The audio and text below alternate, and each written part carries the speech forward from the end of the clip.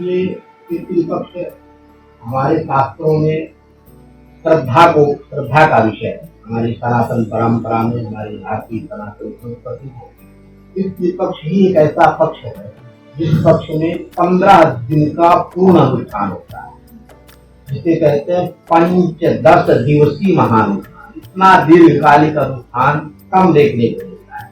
9 दिन का आप नवरात्र देखती हैं, 7 दिन का व्रत पर्व होते हैं, लेकिन ये पंचदश दिवसीय महापर्व है। ये भारत में ही केवल इसकी प्रतिष्ठा है और अब दुनिया भी इसको मानने लगी है, क्योंकि वैज्ञानिक दृष्टि से भी पितृपक्ष की एक महत्ता है। हमारे शास्त्रों में आया है, पितरि प्रीति मापन्ने प्रियंते सर्व देवता।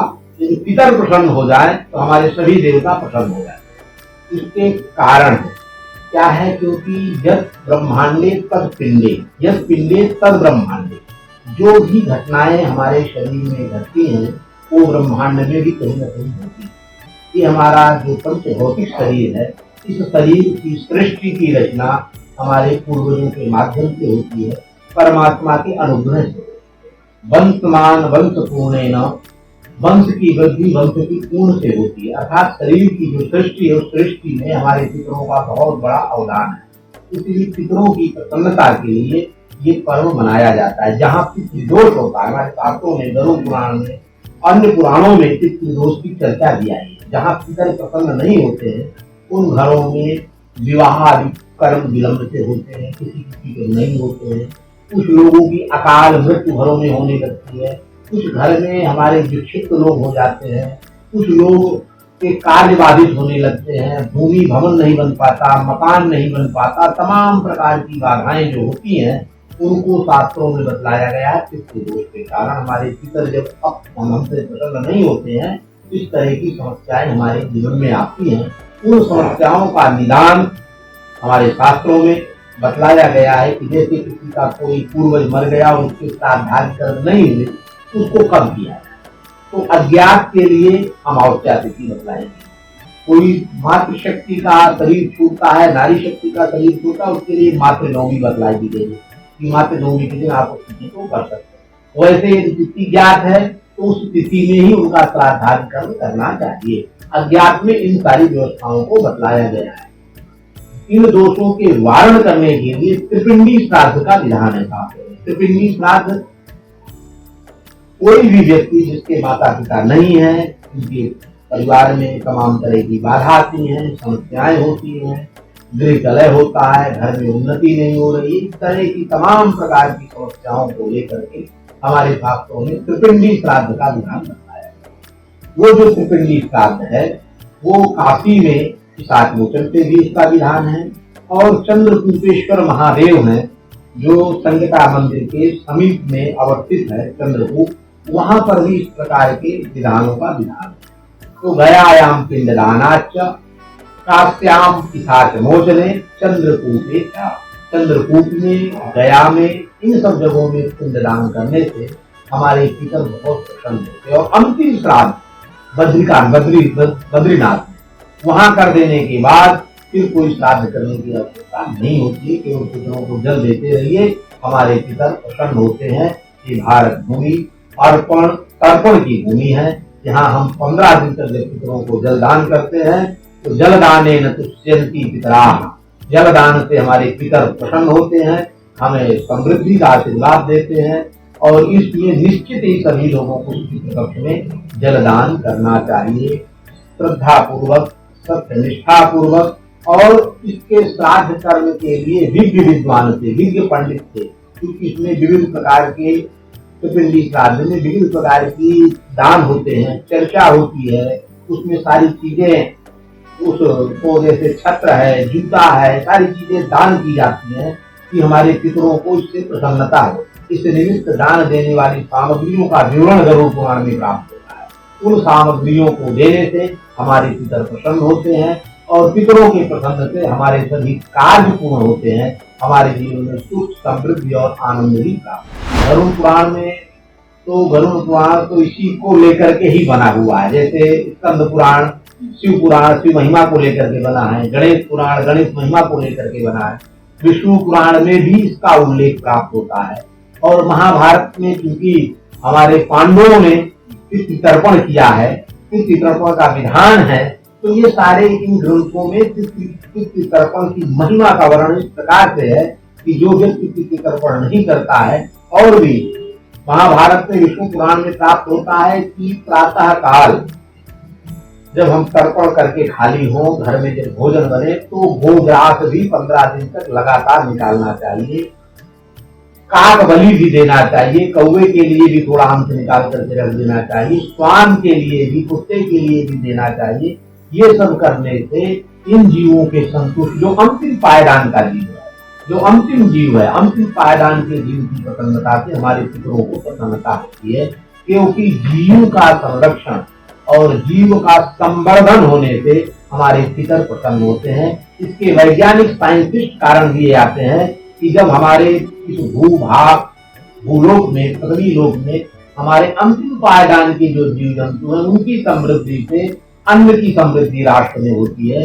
राष्ट्र अन्न और धन से समृद्ध होगा तो राष्ट्र की समृद्धि होगी और राष्ट्र परम वैभव को भी प्राप्त करता है। इन सभी दृष्टियों से इस तरह की दान का विधान, इस तरह के जीवों के संरक्षण का विधान, इसलिए आजकल देखिए काक दिखाई नहीं दे रहे हैं, क्योंकि काकों को भरण पोषण करने की व्यवस्थाएं धीरे धीरे नष्ट होती जा रही है।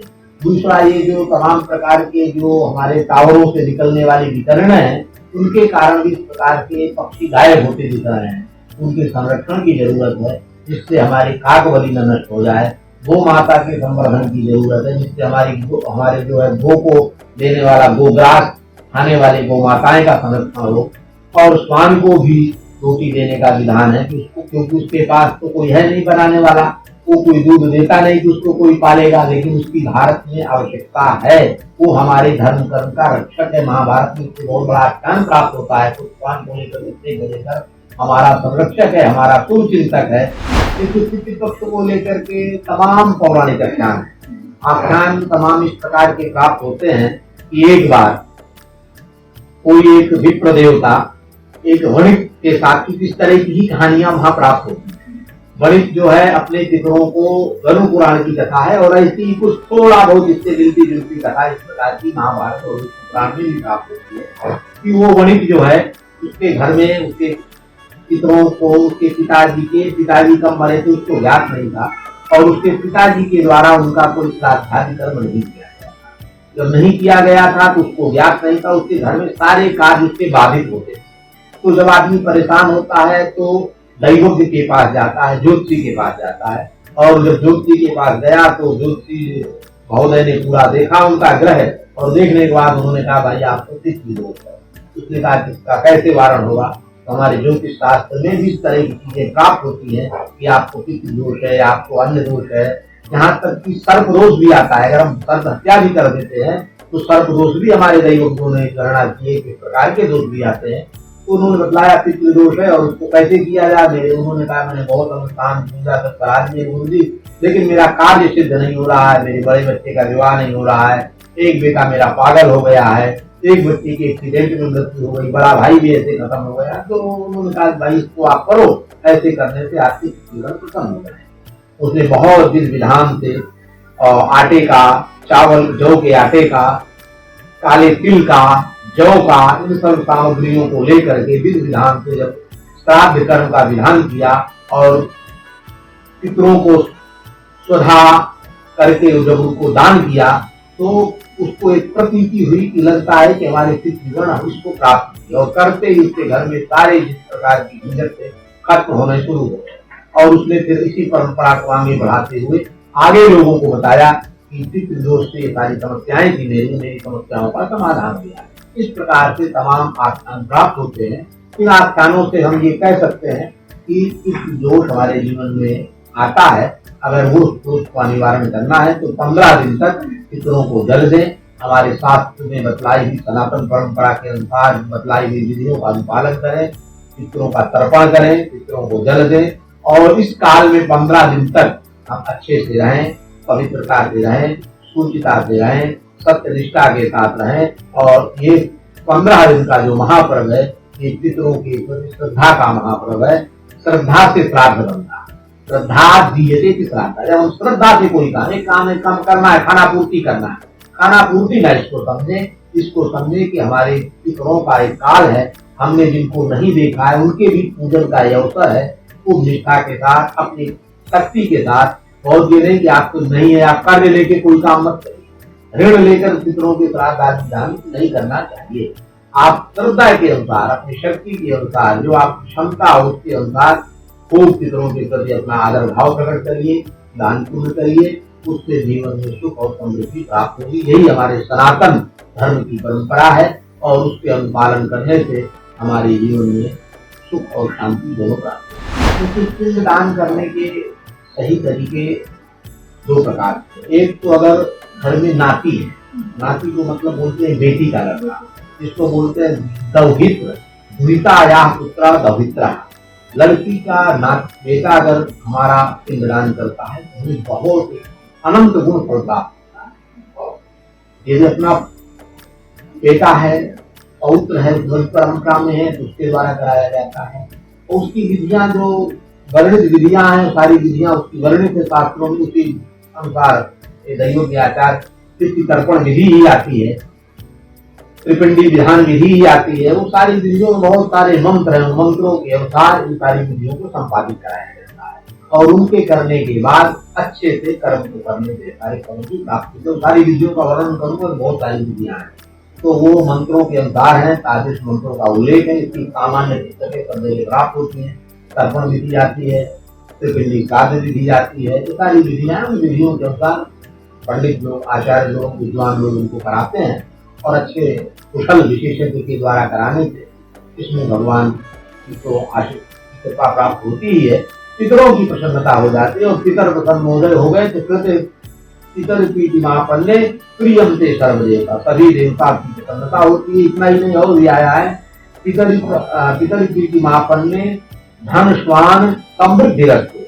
यदि पितर प्रसन्न हो जाए तो धन की प्राप्ति होती है, सुवर्ण की प्राप्ति होती है, सुवर्ण धन भी फल प्राप्त होता है। तो किसी प्रकार की कमी नहीं रहती है ये पितरों के आशीर्वाद से। इसलिए पितरों को तो हमें श्राद्धादि कर्म के माध्यम से आशीर्वाद करना है। आप इस चैनल के माध्यम से मैं एक अतिरिक्त बात जरूर कहना चाहूंगा, जो जीवित माता पिता हैं उनका भी ध्यान रखें। भारत में वृद्धाश्रम की जो परंपरा है वो नहीं होनी चाहिए। ये भारत के लिए ओल्ड होम कलंक है। भारत की सनातन परंपरा में ओल्ड होम की कोई परंपरा नहीं थी। हम अपने जीवित माता पिता का ही उतना आदर करें जितना उनके न रहने पर आदर की बात सोचते हैं। जो जीवित माता पिता का आदर करेगा वही मृत माता पिता के प्रति आदर भावना प्रकट कर सकता है।